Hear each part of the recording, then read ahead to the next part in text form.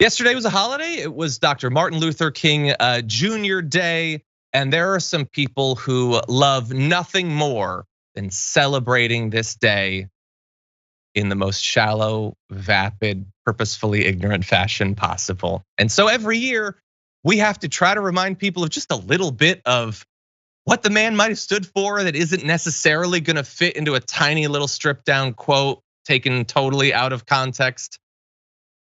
I don't know why this needs to be done. It's not just individuals, by the way.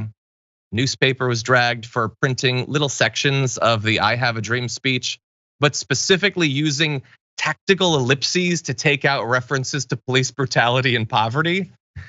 Why do that? Don't do that. But obviously there's politicians too. Ron DeSantis posted this meme, Happy MLK Day. I have a dream that one day every valley shall be exalted, every hill and mountain shall be made low, the rough places will be made plain, and the crooked places will be made straight, and the glory of the Lord shall be revealed, and all flesh shall see it together. And that's probably it. That was probably all of what King was about from the point of view of Ron DeSantis, a guy who would like to ban you learning about the man in schools in his state.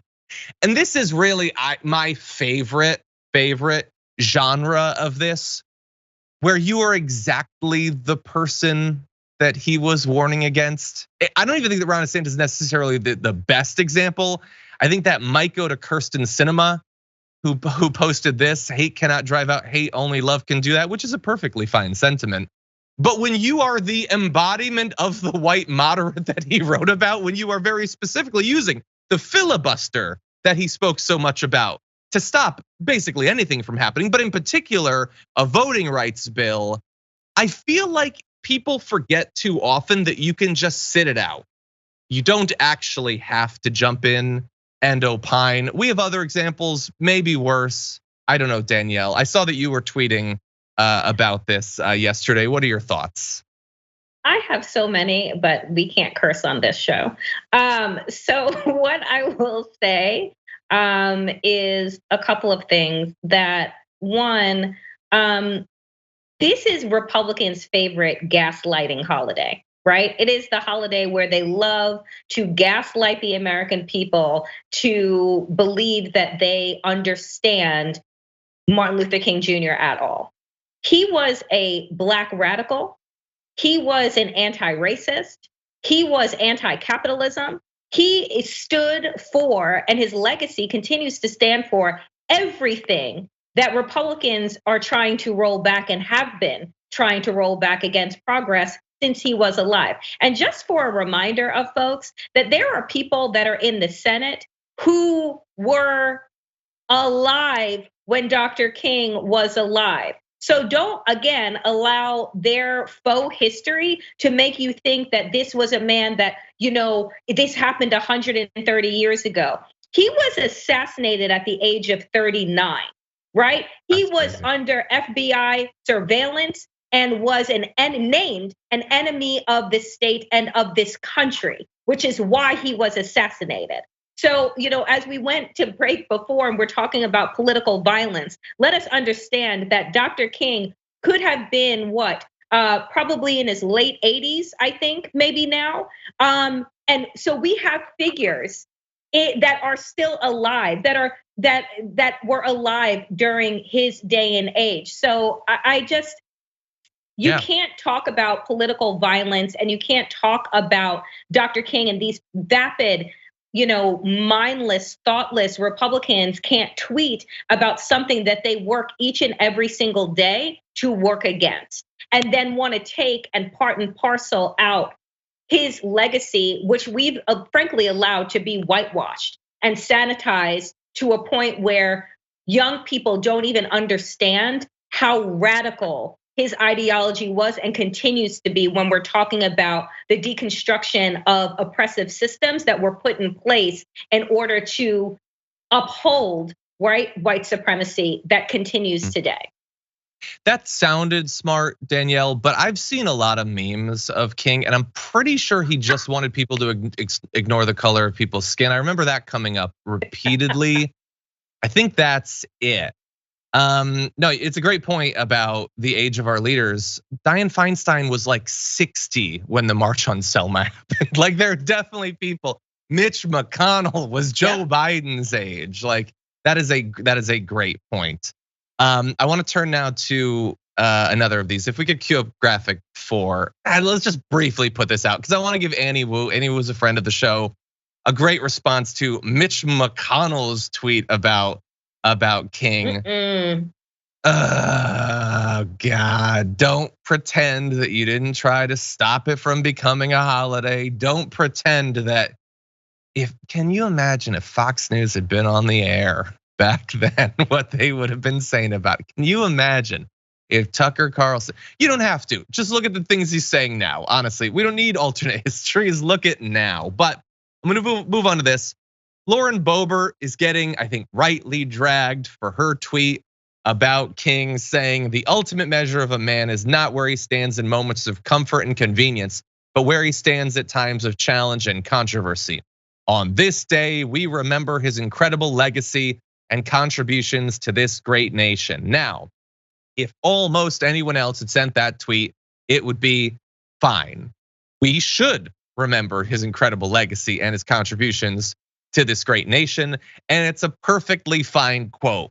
But when you are a person who represents a political movement and a party who is just trying to increase the comfort, the mental cognitive comfort of your supporters by shielding them by force of law from having to learn anything about American history or the state of things, I'm not sure that you actually are on the side of this that you think that you are. And I get why Republicans love on this day to send out a vapid tweet about King.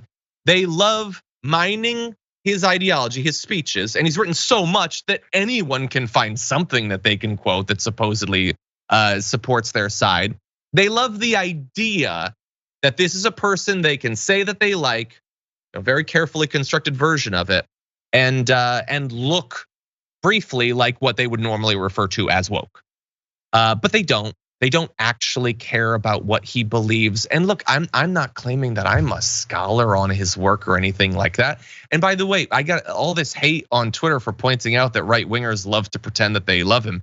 And people are like, "What? Look at you claiming King." How am I doing that? I'm simply saying that everybody can not opine if they like. You're not obligated to.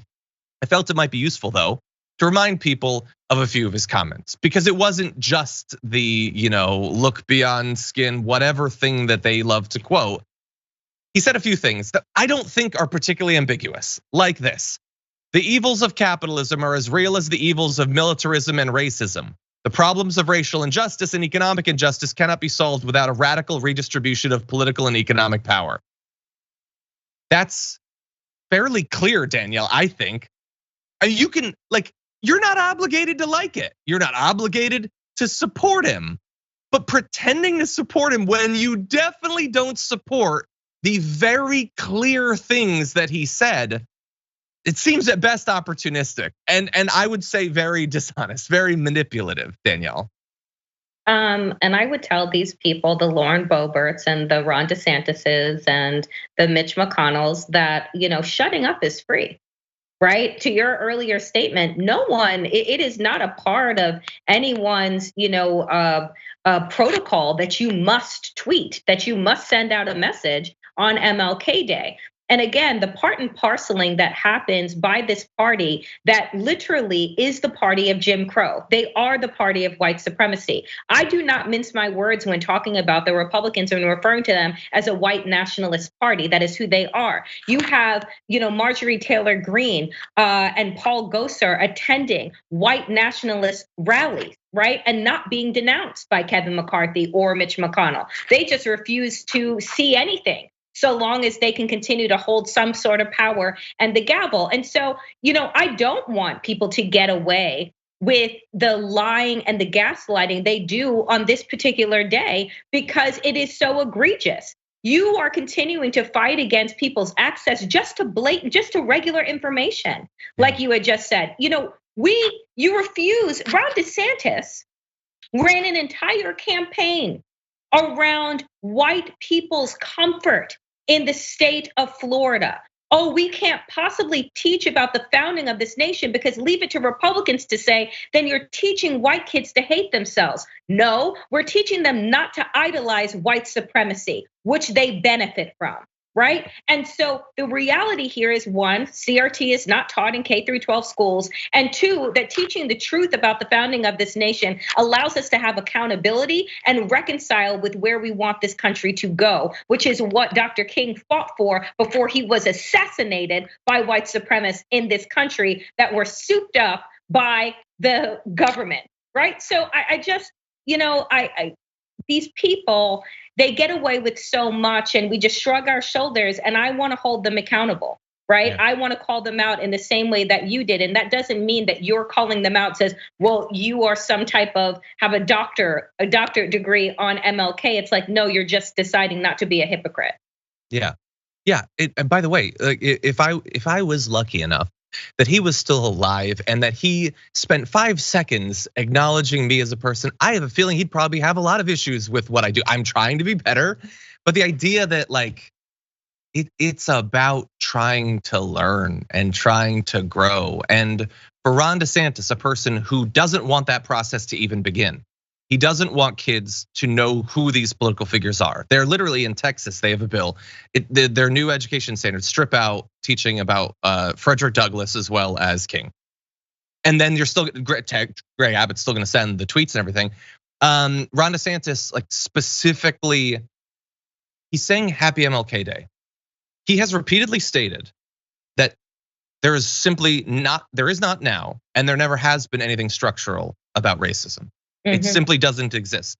If you believe that, then you cannot think of King as anything other than an insane person who preached mindlessly and madly about things that didn't exist for decades until he was shot. So it's one or the other, because it's like there are people like, Sinema who are doing exactly what he said moderate politicians do. But for Ron DeSantis, his stated ideology of, Florida being where woke goes to die is that everything that a figure like King would say was simply not based in reality. And I will leave it up to you as to who had a better grasp of the situation.